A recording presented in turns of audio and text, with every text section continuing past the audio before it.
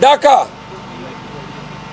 یہ قانون پہ بھی ڈاکہ ہے، پورے پاکستانی عوام کے حق رائے دہی پہ ڈاکہ ہے، یہ جمہوریت پہ شب خون ہے۔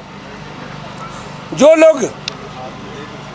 لوگ اس جیلی مینڈیٹ کے ساتھ ایوان میں آ کے قانون سازی کر کے وزیر اعظم اور وزرائے اعلیٰ بنیں گے، ان کو یہ بتانا چاہتے ہیں کہ یہ پاکستان تحریک انصاف کی قیادت کا فرض ہے کہ ہم اپنا مینڈیٹ آپ کے حلق سے نکال کے عوام کو واپس کریں۔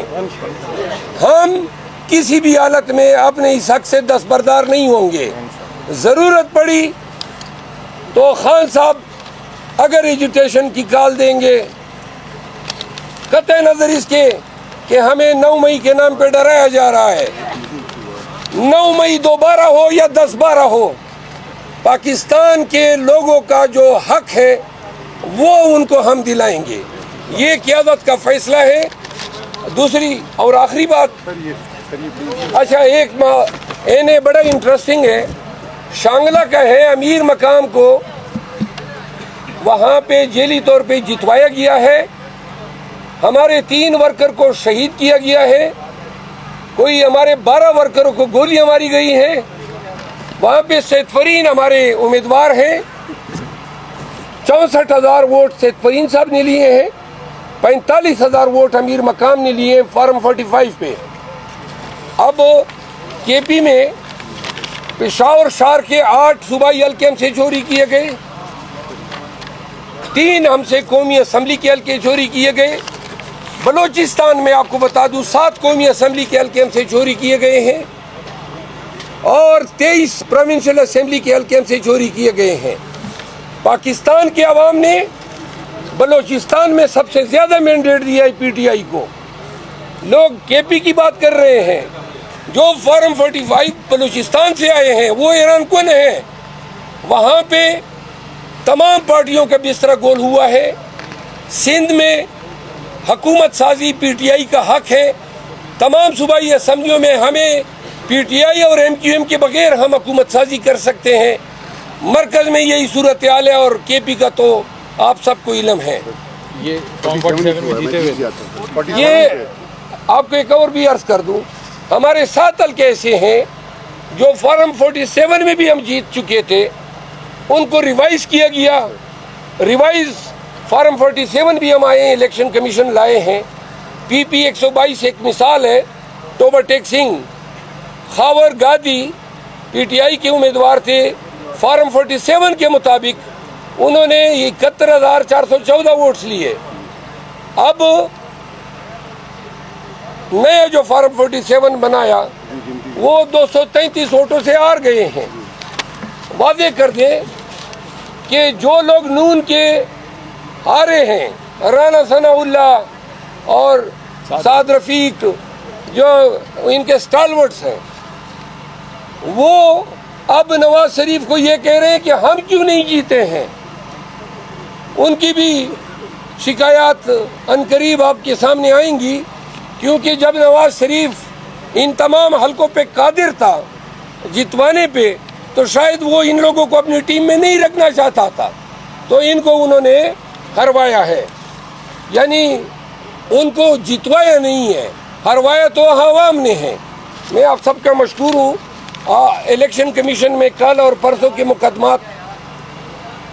مقدمات کی تفصیل انشاءاللہ روزانہ بنیادوں پہ پی ٹی آئی کی طرف سے کوئی دیتے رہیں گے۔ کوئی سوال اگر ہو، اگر پاکستان میں بنیادی حقوق اور پاکستانیوں کی آزادی، پاکستانیوں کا حق رائے دہی، پاکستانیوں کو حکومت سازی کا جو حق ہے، کیونکہ یہ حق عوام کو حاصل ہے، اگر یہ سارے حقوق بشمول نواز شریف کو بری کرنے کے، یہ تمام حقوق اگر یہ تمام حقوق یہ دے دیں،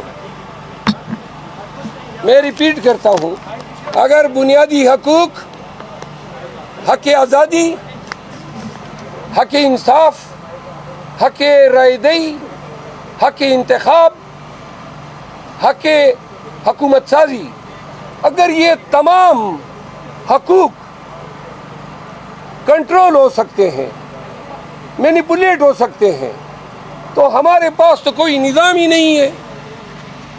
یہ تو پھر ملک نہیں ہے، جنگل ہے. جو لوگ یہ کر رہے ہیں وہ اس کے ناخن لیں.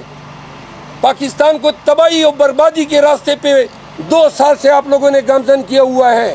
پکڑو، مارو، پارٹی چینج کرو، گھروں میں گھسے ہو، لوگوں کی عزتیں پامال کیے. اب بس کرو. 9 مئی کے نام پہ ڈکوسلا کیا، ڈرامہ کیا، پورے ملک کو یرغمال بنایا. اب اس فستائیت کا خاتمہ ہونا چاہیے. آخر میں آ کے آپ نے لوگوں کے ووٹ کے حق پہ ڈاکہ ڈالا ہے. جتنے لوگ جو پاکستان تحریک انصاف کو میڈیا میں برا بھلا کہہ رہے تھے، وہ اب 5 دنوں سے بتا رہے ہیں کہ کتنا مکروہ چہرہ ہے نواز شریف اور اس کے تمام سہولت کاروں کا، جنہوں نے 2 سالوں سے یہ پروسیس شروع کیا اور آج ایوان میں جائیں گے، قائد حزب اقتدار کی سیٹ پہ مسند نشین ہوں گے، پھر اسپیچ کرے گا کہ جمہوریت کا جو عمل ہے وہ بخیر و خوبی اختتام پذیر ہوا. لعین بنا دیا ہے پورے سسٹم کو اتنا بوسیدہ بدبودار بنا دیا ہے. اور اگر اس کی روک تھام خود ان لوگوں نے نہیں کی، خود انہوں نے 28 ارب ڈالر ہم نے قرضے دینے ہیں 3.5 ماہ میں. 1 ارب ڈالر سے زیادہ ریزرو نہیں ہے. اسٹاک ایکسچینج 3 دن میں ریئیکٹ کر رہا ہے. 878 پوائنٹ گرا ہے پہلے روز، یعنی پیر کے دن. کل پھر گرا ہے. آج